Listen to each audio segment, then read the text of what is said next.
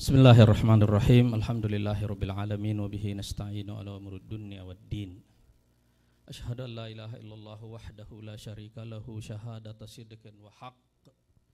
Wa asyhadu anna Muhammadan abduhu wa rasuluhul mab'uts rahmatan lil alamin.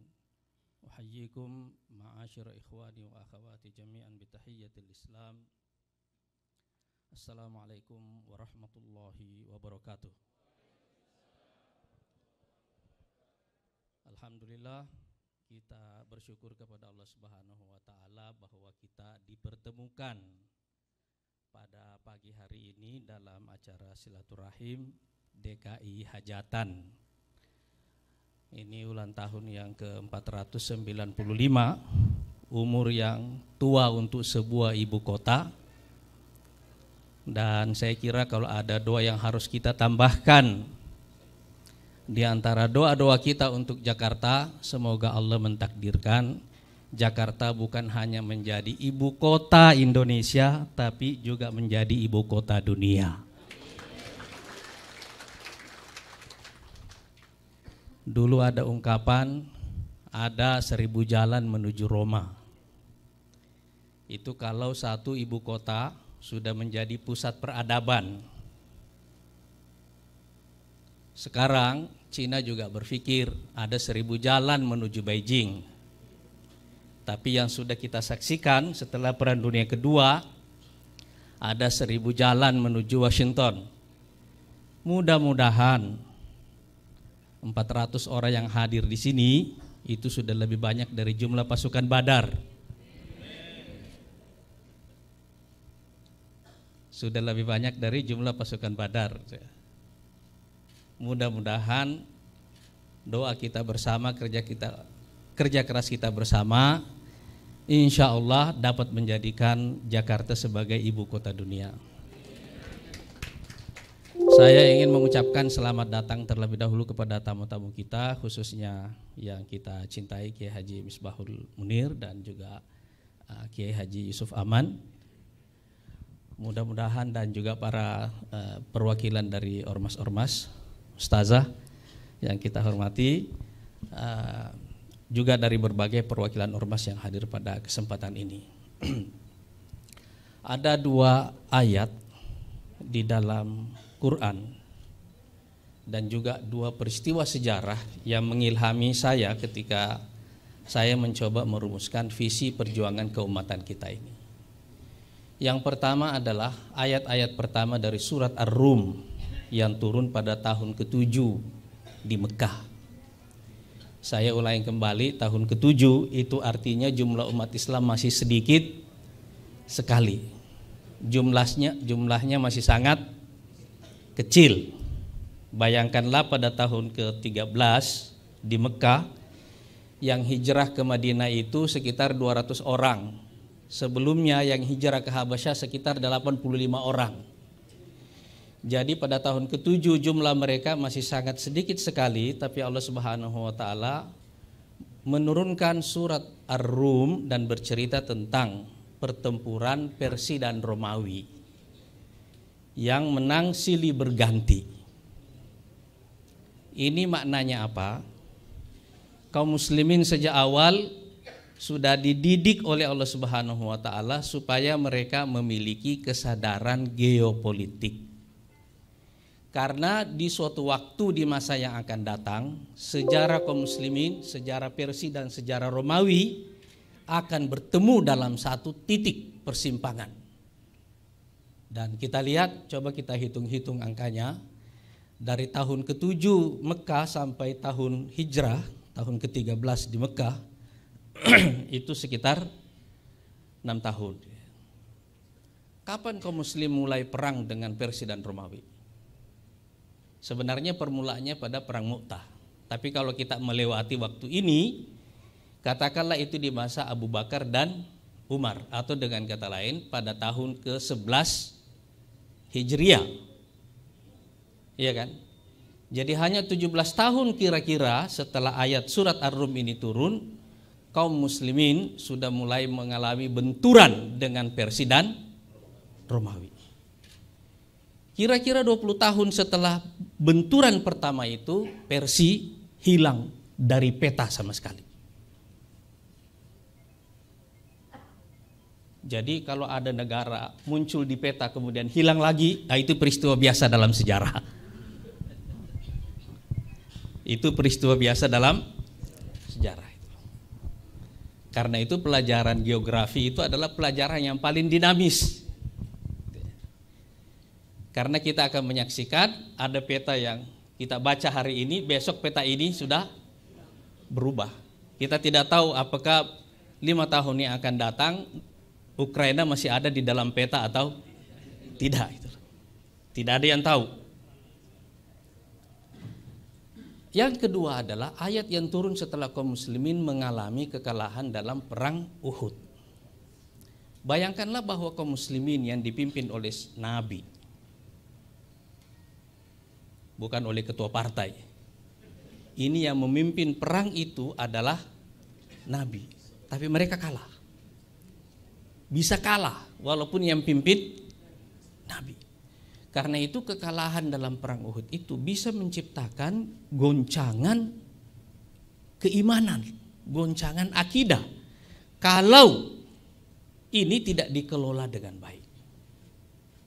Oleh karena itu ada banyak ayat yang turun dalam surat Ali Imran untuk mengomentari peristiwa kekalahan dalam perang Uhud itu, yang intinya menjelaskan kepada kaum muslimin satu kaidah, bahwa yang namanya menang dan kalah itu peristiwa biasa. Menang itu ada syaratnya, kalah itu ada sebabnya. Dan tidak ada umat yang bisa menang terus, tidak juga ada umat yang akan kalah terus. Karena watilkal ayyamu nudawiluha bainan nas. Hari-hari kemenangan itu dipergilirkan oleh Allah Subhanahu wa taala. Karena dia dipergilirkan, maka dia berputar. Satu waktu kita di bawah, satu waktu kita di atas. Waktu kita di bawah jangan putus asa bahwa suatu waktu kita akan ada di atas. Waktu kita di atas kita perlu hati-hati bahwa kita mungkin turun ke bawah. Ayat ini menjadi landasan dari satu kaidah perubahan dalam kehidupan kita.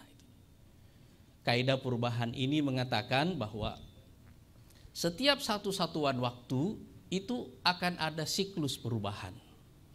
Misalnya, dalam kehidupan setiap individu kita ini sebagai individu, kita ini akan mengalami perubahan setiap 7 tahun kira-kira. Jadi bapak-bapak yang sudah berumur sekarang 56 tahun, hitung mundur umurnya 7777 ke belakang. Dan ingat kembali memorinya, apa yang terjadi pada setiap patahan 7 tahun itu. Kita akan melihat bahwa kita mengalami perubahan-perubahan penting pada setiap 7 tahun dalam kehidupan individu kita itu. Nah, dalam skala masyarakat atau dalam skala negara, biasanya 20-30 tahun itu terjadi perubahan yang sangat penting. Makanya Rasulullah mengatakan al-khilafatu fi ummati salasuna aman. Khilafah ini sesudahku nanti akan berlangsung cuma 30 tahun. Kalau kita gabung masanya Abu Bakar, Umar, Utsman dan Ali itu genap 30 tahun. 20 tahun pertama ini damai, masa Abu Bakar, masa Umar, dan lebih dari setengah masa Utsman. Kemudian 5 tahun terakhir pada masa Utsman ini mulai kacau, berujung dengan pembunuhan Utsman. Dan 5 tahun full di masa Ali bin Abi Thalib itu kacau, berujung dengan pembunuhan Ali bin Abi Thalib. Dan sistem khilafah ini berganti dengan sistem kerajaan. Tapi kenapa Rasulullah menyebutkan angka 30 tahun? Itu satuan waktu. Itu satuan waktu. Nah sekarang satuan waktu lain yang disebutkan oleh Rasulullah SAW itu adalah 100 tahun. Jadi setiap 100 tahun Allah akan membangkitkan seorang mujaddid yang memperbaharui pemahaman keagamaan. Kenapa Rasulullah menyebutkan 100 tahun? 100 tahun adalah skala perubahan yang bersifat lebih besar dari negara, dari masyarakat. Itu adalah skala peradaban. Oleh karena itu, kita mengenal di dalam sejarah teori tentang siklus perubahan atau siklus sejarah. Rezim-rezim itu berganti umumnya pada ukuran waktu ini secara signifikan, dan kemudian pada setiap 100 tahun itu ada perubahan dalam skala yang jauh lebih besar. Nah, Bapak-bapak, Ibu-ibu sekalian, hari ini kita ngumpul di sini untuk mencoba melihat bahwa kita sekarang ini sedang memasuki perubahan yang sifatnya 100-an tahun itu tadi. Karena dia sifatnya 100-an tahun, maka sifat perubahannya juga sangat besar sekali. Skalanya sangat masif. Skalanya sangat masif. Perubahan ini tidak hanya terjadi di Indonesia, bukan hanya di dunia Islam, tetapi di seluruh dunia. Biasanya perubahan yang bersifat 100 tahun itu atau siklus 100 tahun itu adalah perubahan yang bersifat dua hal. Pertama, dia mengubah sistem atau sistem yang ada ini, baik sistem ekonomi, sistem politik, tidak bisa lagi dipertahankan. Yang kedua, dia menyangkut kepemimpinan. Makanya kalau kita lihat dalam sejarah dunia modern, paling tidak kalau kita tarik mundur 500-600 tahun ke belakang, kita akan melihat biasanya negara pertama di Eropa itu yang muncul sebagai pemimpin itu adalah Spanyol dan Portugis. Iya kan? Setelah itu muncul Belanda. Nah, kita ini korbannya Belanda. Setelah itu muncul Inggris abad ke-18, abad ke-19. Ada Prancis di sampingnya, tetapi Inggris yang lebih dominan. Tapi abad ke-20 muncul Amerika. Nah, coba kita perhatikan perubahan di awal abad ke-20 itu ledakannya terjadi di pertengahan. Ledakan paling besarnya pada Perang Dunia Kedua dari tahun 39 sampai tahun 45. Itu ledakan paling besarnya. Nah, dari tahun itu sekarang ada satu sistem global, sistem ekonomi dan juga sistem politik. Sistem inilah sekarang ini yang sekarang sedang mengalami goncangan, goyang sekarang ini, dan biasanya kalau sistemnya goyang akan ada perubahan pada kepemimpinan. Akan ada perubahan pada kepemimpinan. Apakah Amerika masih akan memimpin? Kita tidak tahu. Yang pasti Amerika pasti berpikir bagaimana mereka tetap memimpin karena mereka incumbent. Iya kan? Ini peradaban incumbent. Tapi ada penantangnya yang ingin menggantikan peran kepemimpinan Amerika ini. Siapa yang akan menang? Kita tidak tahu. Tapi pertarungan inilah yang sedang terjadi sekarang ini. Makanya tadi saya bacakan di awal surat Ar-Rum, supaya kita punya basis kesadaran geopolitik ini tadi. Nah, Bapak Ibu sekalian, mengapa sistem ini harus berubah? Sebenarnya perubahan paling besar dalam semua sistem itu sebabnya cuma ada satu kata kunci yang disebutkan di dalam Al-Quran, yaitu kezaliman. Begitu kezaliman terjadi dalam skala sistem yang masif dan korban kezalimannya banyak, maka orang akan merasa bahwa sistem ini sudah tidak ada lagi gunanya. Sistem kapitalisme liberal ini sekarang apa dampaknya bagi kehidupan kita? Sekarang kita melihat sistem ini telah melahirkan gap antara orang kaya dan orang miskin yang luar biasa besarnya. Coba kita bayangkan angka-angka ini. Di dunia ini kalau kita ambil rankingnya orang nomor 1 sampai orang nomor 2.500 yang paling kaya di seluruh dunia sekarang, kira-kira jumlah kekayaan mereka itu sekitar 13 triliun dolar. 13 triliun ini kira-kira lipat 13 kali ekonomi Indonesia. Itu cuma 2.500 orang punya kekayaan sebesar itu tadi. punya kekayaan sebesar itu tadi itu. Nah, coba bayangkan orang yang miskin yang tidak dapat makan sekarang di Afrika. Berapa banyaknya? Iya kan? Kita ambil satu contoh sedikit lah. Kita ambil keluar dari 2.500 orang ini, kita ambil satu perusahaan namanya Apple yang handphonenya kita pakai sehari-hari ini, iya kan? Apple ini harganya di pasar kira-kira 2,2 atau 2,3 triliun dolar. Itu artinya ekonomi Indonesia dengan Turki kalau digabung kira-kira sama harganya dengan satu perusahaan ini. Apple itu. Jadi sekarang bukan hanya ada individu yang sangat kaya, juga ada perusahaan yang lebih kaya dari negara. Ada perusahaan yang lebih kaya dari negara. Jadi kalau sekarang kita bicara oligarki banyak, nah inilah oligarki dunia sekarang ini. Oleh karena gap ini makin besar, Amerika mulai menyadari bahwa ini masalah waktu akan terjadi kerusuhan besar-besaran di masyarakat. Makanya sejak 20 tahun lebih yang lalu Amerika sudah mulai membuat satu departemen di dalam negerinya namanya Departemen Keamanan Dalam Negeri. Yang tujuannya memperkuat polisi untuk mengantisipasi huru-hara itu tadi itu. Karena orang lihat bahwa gap ini pasti akan, ini luar biasa besarnya. Nah 2 tahun terakhir ini saja, sejak ada pandemi, jumlah orang kaya baru di seluruh dunia sekarang ada 600. 600 orang kaya baru ini punya kekayaan 1,3 triliun dolar. Coba perhatikan. Gapnya yang luar biasa ini. Sekarang kita lihat lagi.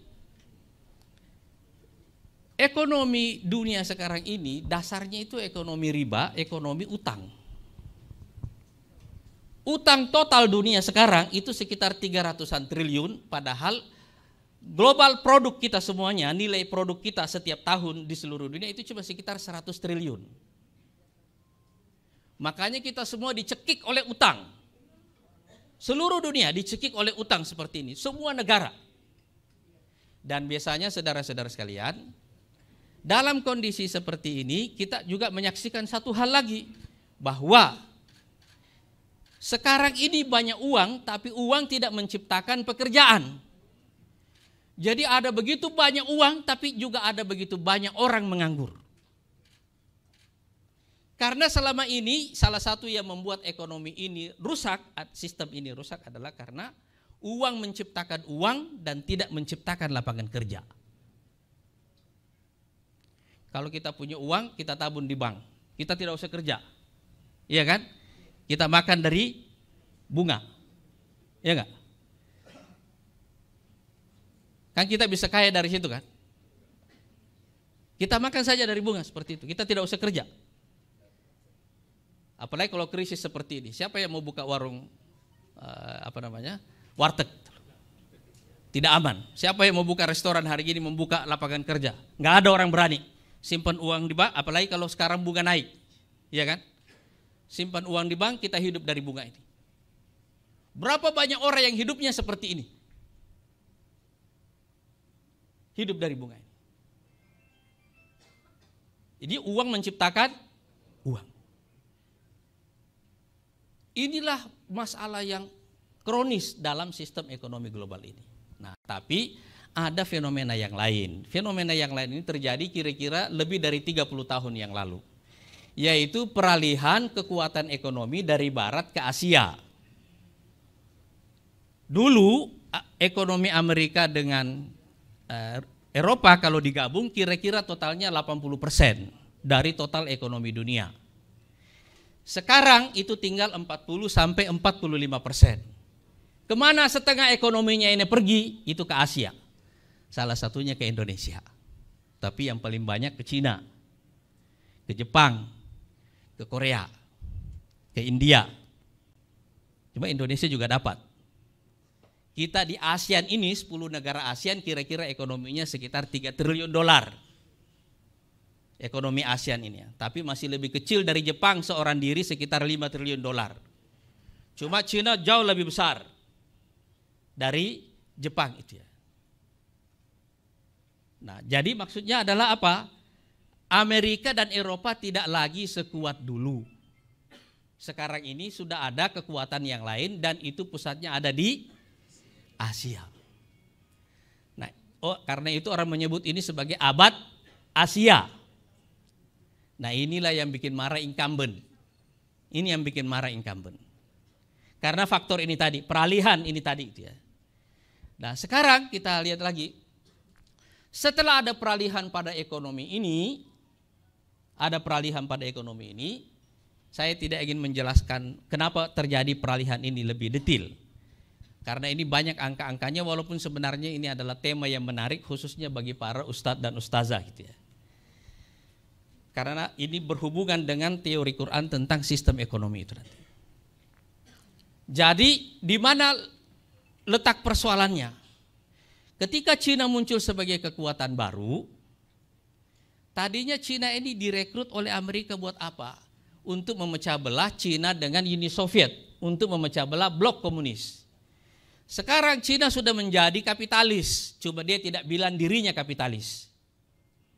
Dia bilang dirinya tetap komunis, tapi prakteknya sudah kapitalis. Tapi dia tidak mau sebut dirinya kapitalis. Jadi seperti ada dua sistem, ekonominya kapitalis, sistemnya politiknya komunis, supaya gampang dalam pengendalian. Gampang gitu. Jadi komunisme dipakai sebagai alat pengendalian, sementara kapitalisme dipakai sebagai alat pertumbuhan ekonomi. Nah, karena dia sudah besar seperti ini, sekarang Cina berpikir dia juga mau jadi kekuatan yang pertama di dunia. Sekarang dia sudah nomor 2. Sekarang dia mau nomor 1. Inilah sebab kekacauan yang terjadi sekarang di dunia ini. Tahun 2015 yang lalu saya berkunjung ke Aljazair. Saya diundang ceramah di Aljazair. Saya bilang, Anda catat dari tahun ini, lihat di mana ada investasi Cina di seluruh negara Afrika, nanti akan ada banyak kerusuhan di situ. Sebab ini perang melawan Cina ini sudah dimulai. Dan benar, satu persatu negara-negara di Afrika yang investasi Cina banyak di situ, presidennya berguguran semua, jatuh, dikudeta, pakai kerusuhan atau dibunuh.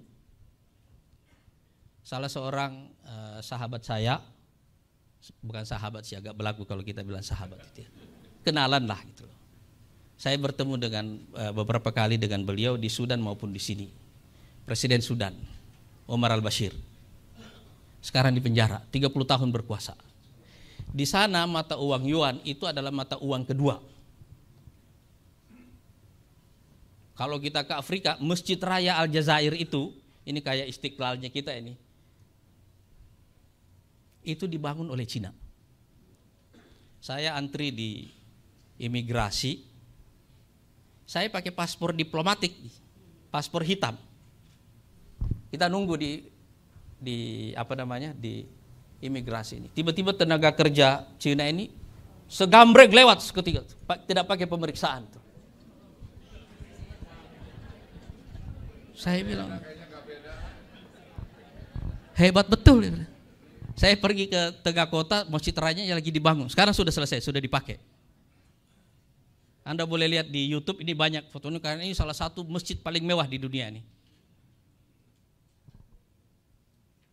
Kalau di Libya kantor Uni Afrika itu juga dibangun oleh Cina. Jadi dikasih hadiah-hadiah seperti ini, sumber dayanya diambil.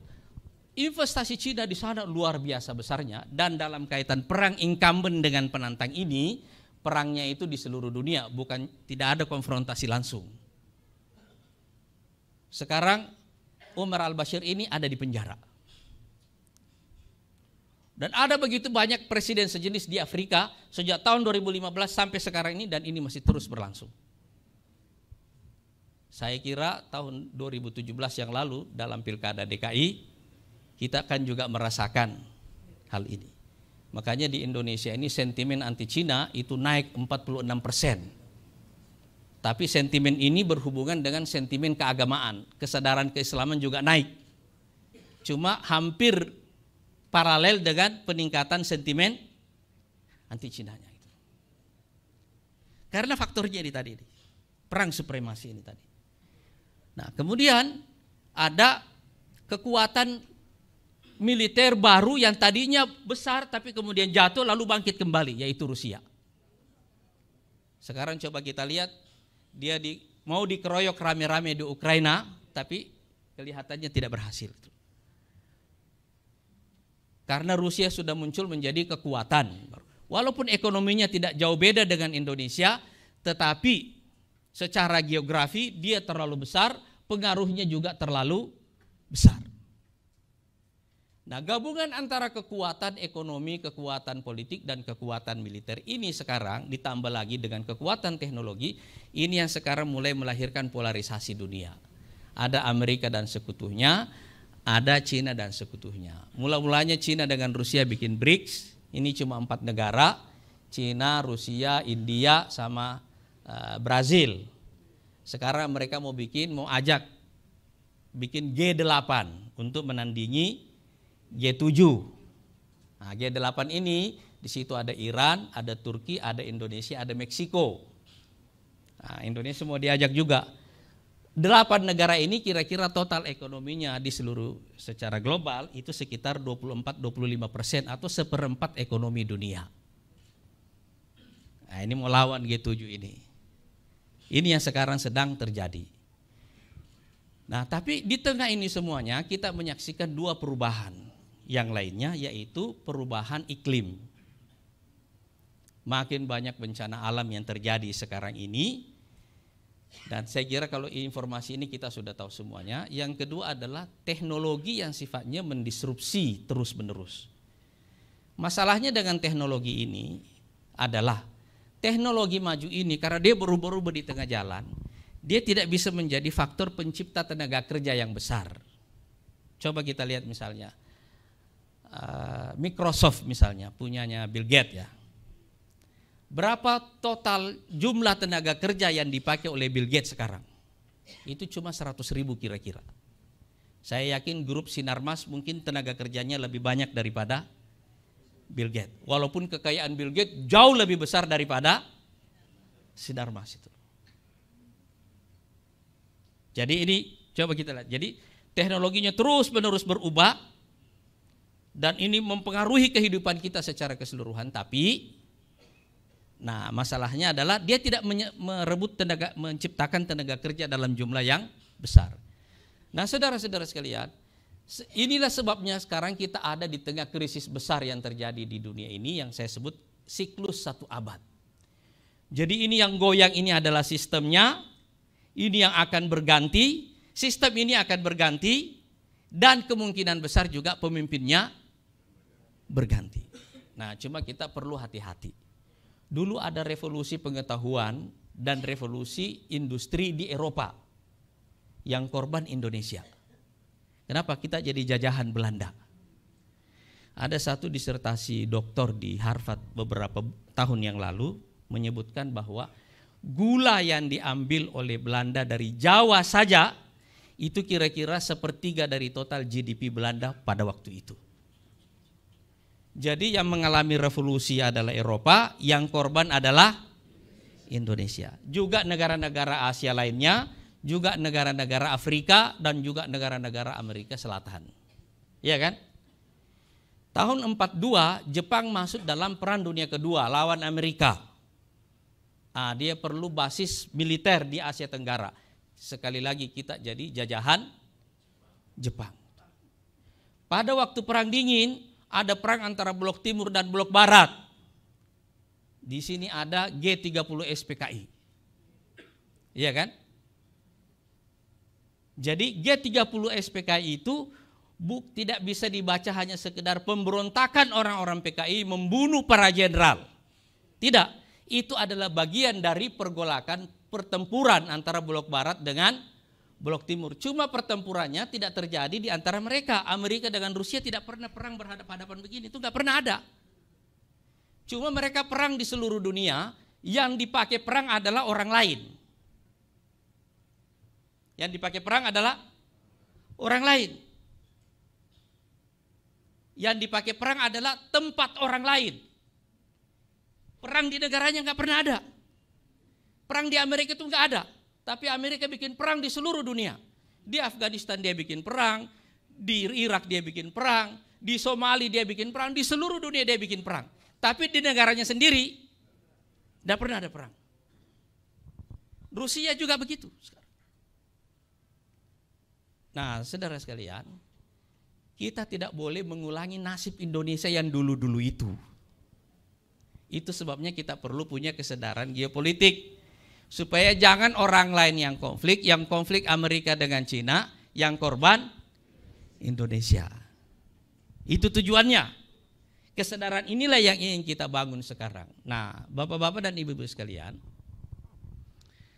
kita perlu memahami terlebih dahulu apa yang dimaksud dengan umat itu di dalam Quran. Umat dalam Quran itu datang dengan 4 makna. Yang pertama, individu. Inna Ibrahim kana ummah. Ibrahim itu seorang diri adalah umat. Maksudnya Ibrahim mempunyai kualitas seorang diri yang setara dengan kualitas seluruh umat kalau digabung. Itulah kenapa dia jadi pemimpin. Yang kedua, umat berarti kelompok.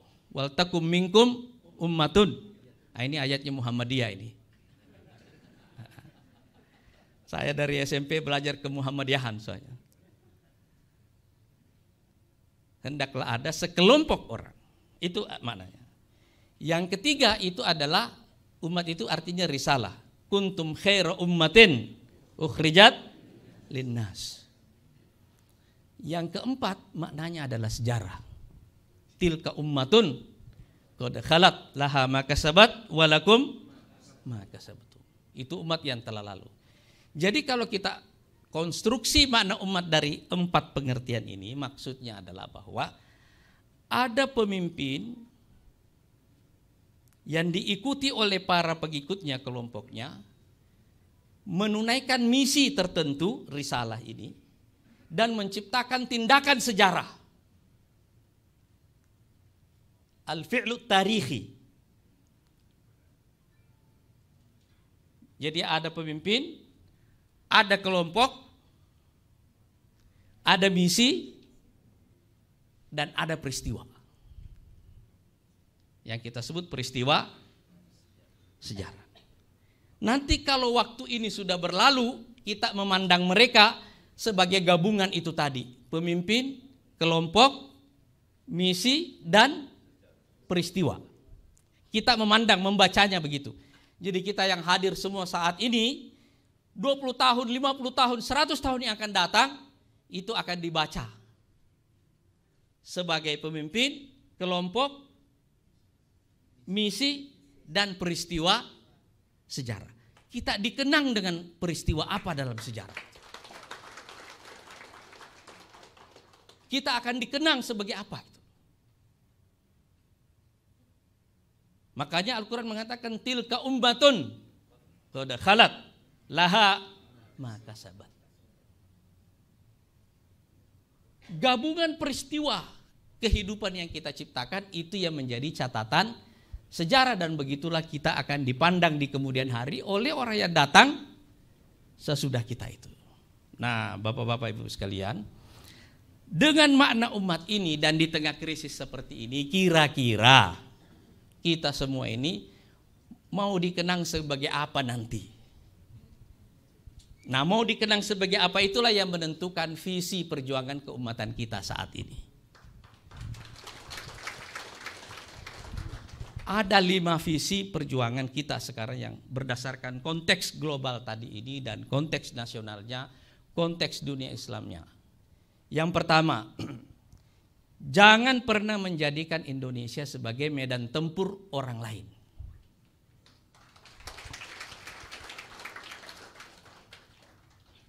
Seperti yang saya katakan tadi, Amerika itu tidak pernah berperang secara langsung. Dia selalu menciptakan perang. Itulah ilmu yang paling mereka kuasai. Dia mau lawan Cina, menghilangkan pengaruh Cina dari Indonesia. Dia bikin orang Indonesia jadi anti Cina. Iya kan? Dia suruh kita berkelahi dengan Cina.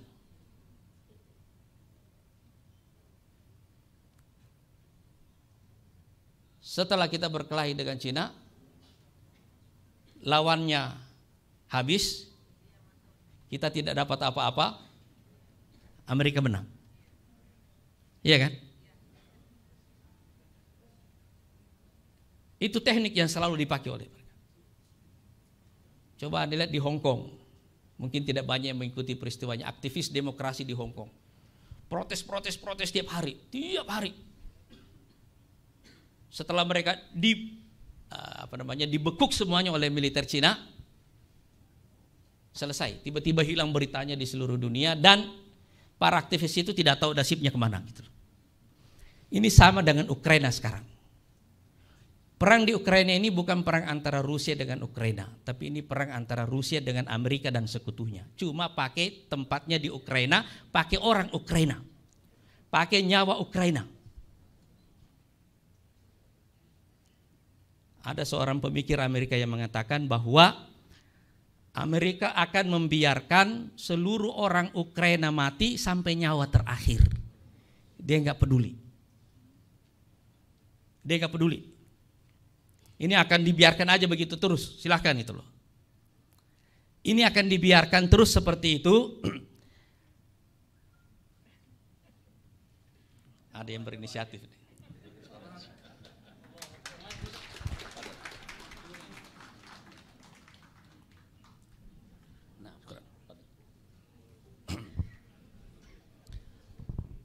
Jadi kita sekarang melihat ada negara yang namanya Ukraina yang jadi tempat pertempuran.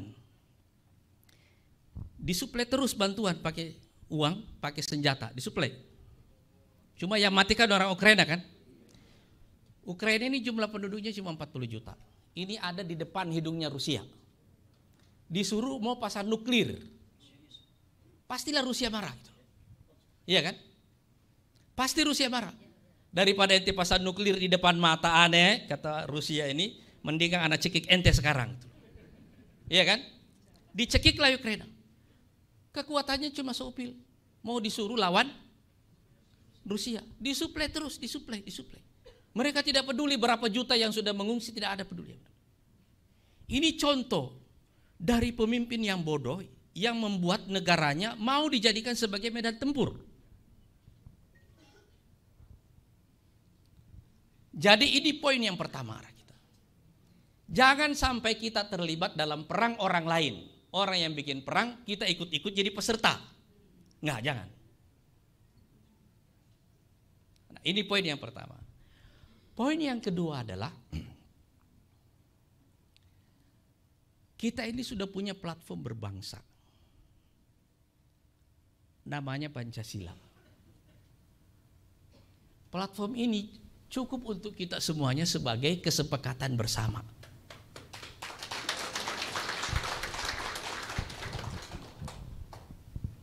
Sama persis seperti ketika Nabi pindah ke Madinah. Ini kan ada Yahudi, ada musyrikin, semuanya di satu tempat itu. Tapi kita tinggal di satu teritori yang sama. Kita perlu kesepakatan bersama.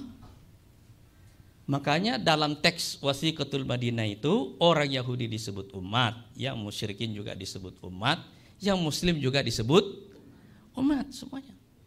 Tapi dasarnya adalah geografi, ada tanah yang kita huni bersama. Jadi kita semuanya punya kewajiban yang sama membela tanah ini. Nah, platform ini kira-kira itulah cara berpikir para founding fathers kita waktu mereka merumuskan Pancasila. Di Indonesia ini kira-kira ada 3 ideologi besar. Ada yang di kanan, ada yang di tengah, ada yang di kiri. Yang kanan dapat sila pertama. Ya kan? Yang kiri dapat sila kelima. Keadilan sosial. Ya kan? Yang tengah dapat persatuan Indonesia sama sila yang keempat. Tapi kan kita hidup di dunia. Juga ada kemanusiaan. Cukup untuk semuanya. Itu platform bersama semuanya. Bagaimana yang dirumuskan dalam aturan pastilah gado-gado. Iya kan? Pasti gado-gado karena banyak hajat di situ. Diturunkannya nanti dalam bentuk undang-undang, dalam bentuk aturan. Itu nanti. Tapi kita sepakati dulu bahwa semua orang ini punya tempat di sini. Jadi founding fathers kita ini, apa yang mereka buat? Mereka bikin satu rumah besar. Rumah besar ini punya banyak kamar. Seluruh ideologi yang ada di negeri kita ini ada kamarnya di dalam rumah besar itu tadi. Itu dia. Nah sekarang kita jangan mengulang perdebatan ini. Tidak ada hak perlunya. Tidak ada perlunya. Kita mengulang perdebatan ini. Karena ini sudah merangkum kita semuanya. Tapi kita justru perlu mengisinya. Karena Pancasila adalah ideologi terbuka. Siapa yang dominan itulah yang akan mengisinya. Nah cuma kita umat Islam ini tidak perlu merasa minder. Jangan sampai kita ini mayoritas tapi mentalnya minoritas. Kitalah yang harus mengisi ruang Pancasila itu tadi.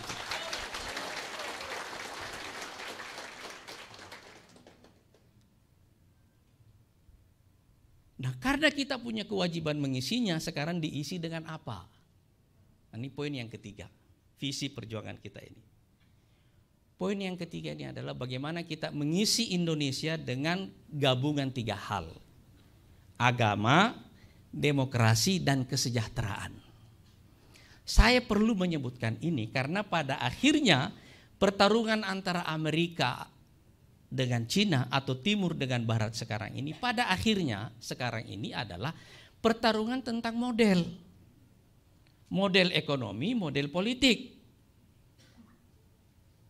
Di Cina ada kesejahteraan, tidak ada agama, tidak ada demokrasi.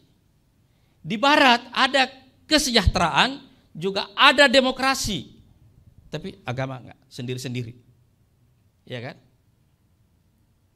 Di dunia Islam ini ada agama, tapi ada tirani, tidak ada demokrasi, dan tidak ada kesejahteraan.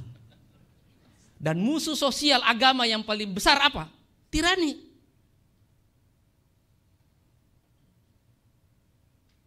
Makanya dulu perdebatan para ulama pembaharu dalam dunia Islam sejak zaman Afghani, Abduh, Rashid Ridho, di tengah perdebatan mereka itu ada satu orang dari Syria ulama namanya Abdurrahman Al-Kawakibi.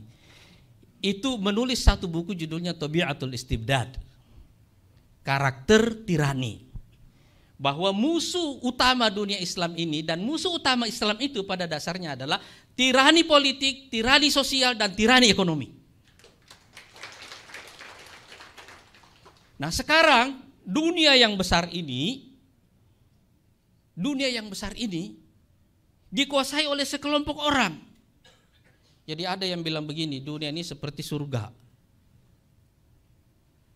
Penduduknya sedikit, pengawalnya yang banyak. Jadi orang paling kaya di dunia ini kira-kira ada 2.500-an yang tadi itu penduduk surga dunia. Nah supaya mereka ini tidak diganggu, mereka bikin pengawal-pengawal, namanya para profesional yang bekerja untuk mereka ini. Nah, para profesional ini kira-kira jumlahnya ada sekitar 2 miliaran. Nah ini makanya disebut ini orang yang juga cukup sejahtera tapi tidak kaya. Karena mereka bekerja pada yang kaya raya ini. Nah, di luar mereka ini ada tukang pukul. Itulah negara. Polisinya, tentaranya dipakai untuk menjaga orang-orang yang sejahtera itu tadi itu. Ya kan? Nah, di luar itu semuanya ada orang miskin yang menonton tuh. Tapi dalam keadaan lapar. Makanya kita tiap hari di luar itu teriak oligarki. Yang kita maksud penduduk surga dunia itu tadi itu. Itu dia yang kita maksud tadi. Itu dia. Orang-orang yang secara individu jauh lebih kuat dari negara. Orang-orang yang secara korporasi jauh lebih kuat dari negara. Polisi dikasih tameng supaya orang miskin ini tidak sampai ke rumah mereka itu. Iya kan? Nah, Tapi sekarang pertanyaannya, apakah model Cina bisa diterapkan? Saya tidak yakin. Karena manusia itu ya manusia. Dia perlu kebebasan, dia juga perlu makan. Kalau kita ini bebas, tapi tidak makan, kita saling bunuh. Cuma kalau kita kenyang, tapi tidak boleh bicara, kita jadi apa coba? Kita bukan manusia. Kita ini disebut manusia karena kita bisa bicara. Makanya dulu kalau kita belajar dulu mantik dulu kan kita suka bilang al-insanu hayawanun natik gitu. Manusia itu hewan yang bicara. Kalau kita sudah tidak boleh bicara, terus gunanya apa kita hidup? Iya kan? Cuma gimana caranya kita bicara dan perut kenyang. Iya kan? Kalau perut kita kenyang kita bicaranya juga enak loh itu. Enggak jelek bicaranya biasa aja gitu.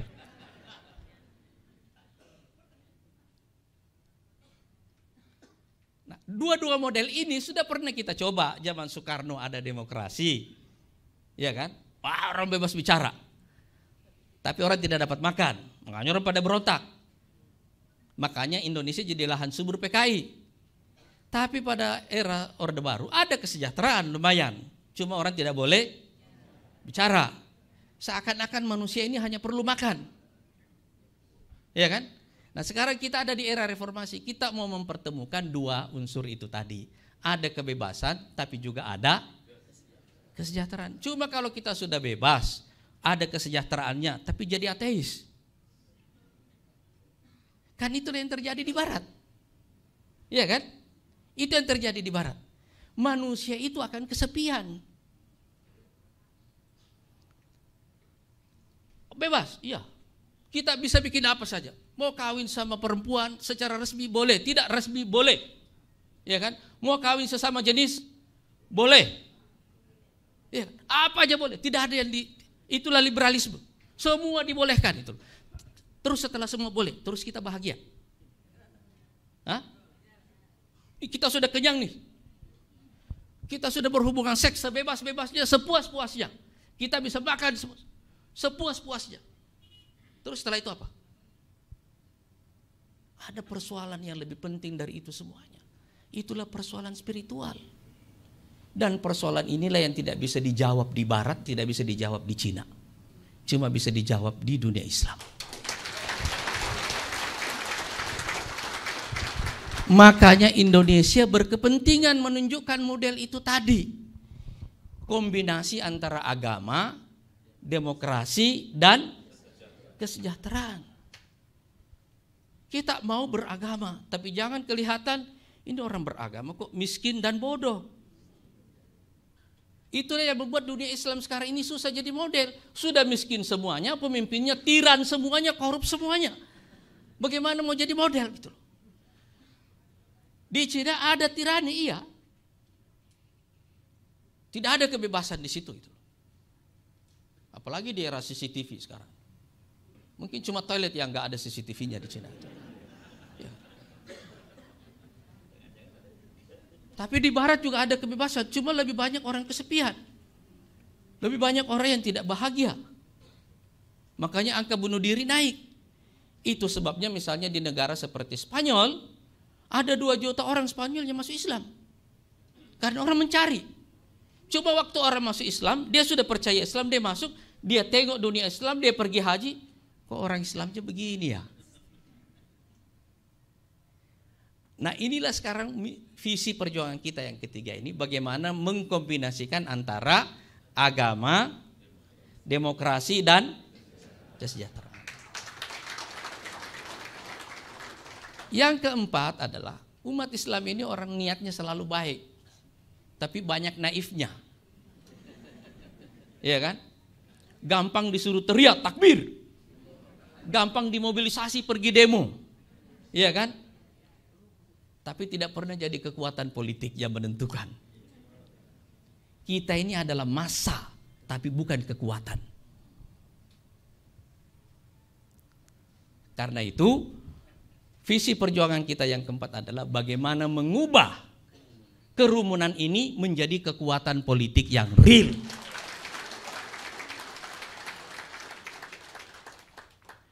Kalau kita ingin mengubah lanskap ekonomi di sini, mau membuat kaum mustadafin ini semuanya, yang sebagian besarnya adalah umat Islam, menjadi orang kaya, kita tidak perlu membunuh orang-orang yang sudah kaya, nggak perlu. Kuenya kita perbesar supaya yang dibagi itu lebih banyak. Cuma kita tidak bisa ikut pembagian kue kalau kita tidur terus di rumah. Iya kan? Tidak bisa. Oleh karena itu kita perlu punya roadmap. Bagaimana membuat kaum mustadafin ini insya Allah suatu waktu menjadi orang-orang yang juga sejahtera. Bagaimana orang-orang pinggiran ini suatu waktu menjadi pemimpin yang menentukan arahnya Indonesia. Jadi saya selalu bilang ini, kalau dulu ada partai wong cilik, ini ada partai mustadafin. Dan itu bisa karena Allah Subhanahu wa taala mengatakan sebelum memulai drama Nabi Musa, Allah bercerita dulu tentang lanskapnya. Inna fir'auna ala fil ard. Iya kan? Setelah tirani Fir'aun dijelaskan, baru Allah mengatakan wa nuridu an namunna 'alal ladzina studaifu fil ard wa naj'alahum a'immatan wa naj'alahumul warithin wa numakkina lahum fil ard. Dan kami ingin menjadikan orang-orang yang mustadafin itu, orang-orang yang dilemahkan itu tadi sebagai pemimpin-pemimpin, sebagai pewaris bumi, dan kami kokohkan posisinya di muka bumi. Nah, baru setelah itu drama tentang Nabi Musa dimulai. Tapi ini dulu janjinya. Makanya kita perlu mengubah kaum mustadafin ini itu menjadi kekuatan politik yang bukan hanya bisa digiring dalam demonstrasi, tapi memang juga punya bakat memimpin. Itulah misi kita ini. Dan saudara sekalian, daripada kita sibuk selalu mengulang-ulangi istilah 9 naga begitu ya. Sebenarnya juga Nabi Soleh dulu juga menyebutkan begitu. Nabi Soleh menyebutkan bahwa di kota itu ada tis'atu rahtin yufsiduna fil ardi wala yuslihun.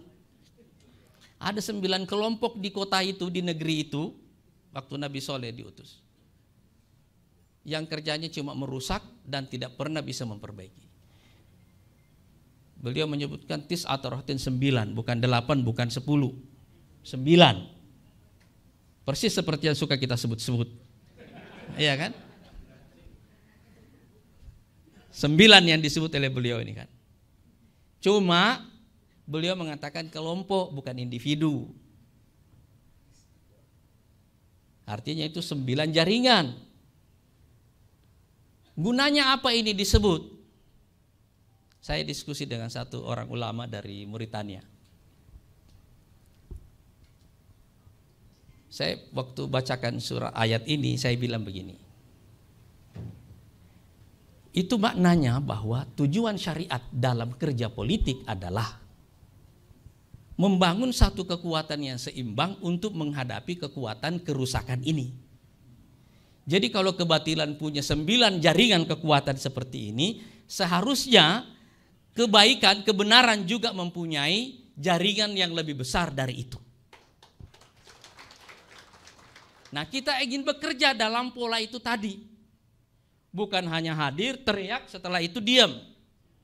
Orang lain bekerja secara sistematis dan kita hilang di tengah keramaian itu tadi. Nah, saudara sekalian, kalau kita sudah memimpin Indonesia, terus kita mau bawa kemana Indonesia ini? Kita ingin menjadikan Indonesia sebagai pemimpin dunia Islam dan kekuatan kelima dunia.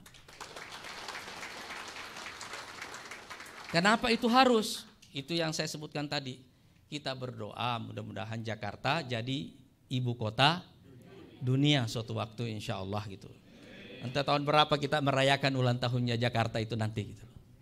Supaya dulu orang bilang ada 1000 jalan menuju Roma, mudah-mudahan suatu saat orang mengatakan ada 1000 jalan menuju Jakarta. Iya kan?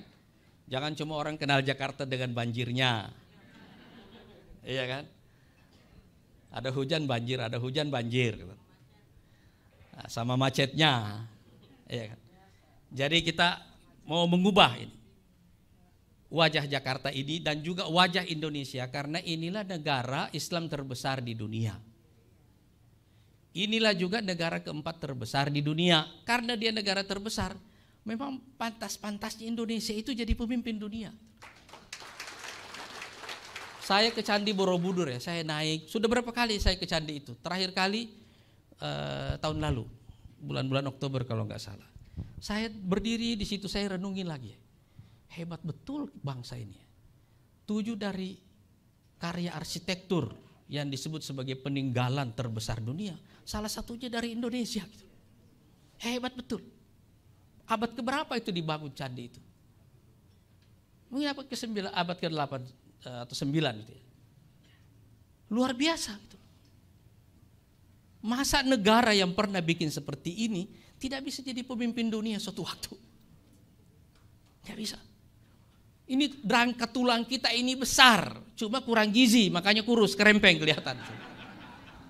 Tapi rangka tulangnya besar. Ini kalau dikasih makan yang benar, tubuh tegap begini, akan kelihatan. Ini bangsa pemimpin ini. Itu akan kelihatan. Coba itu saja masalah kita sekarang ini. Sekarang coba Anda lihat negara dalam krisis sekarang ini, coba Anda lihat negara seperti Singapura. Sekarang inflasinya 10%. Lebih berat kondisinya daripada kita sekarang. Negara-negara lain. Negara ini saking besarnya, kita bisa menjadi satu wilayah ekonomi dengan pasar yang terintegrasi sendiri. Cuma sekali lagi, ini negara besar yang tidak terurus. Kalau diurus, ini kan plafon ini pendek kan? Ya enggak? Walaupun kita tumbuh, cepat mentoknya kan? Nah negara lain itu plafonnya pendek begini nih. Indonesia ini plafonnya tinggi betul. Makanya saya bilang langit kita terlalu tinggi, tapi kita terbang terlalu rendah. Ada orang mau terbang tinggi tapi nggak bisa, udah mentok. Nah banyak negara yang sekarang ini sudah mentok. Indonesia ini jangankan mentok gitu, belum terbang.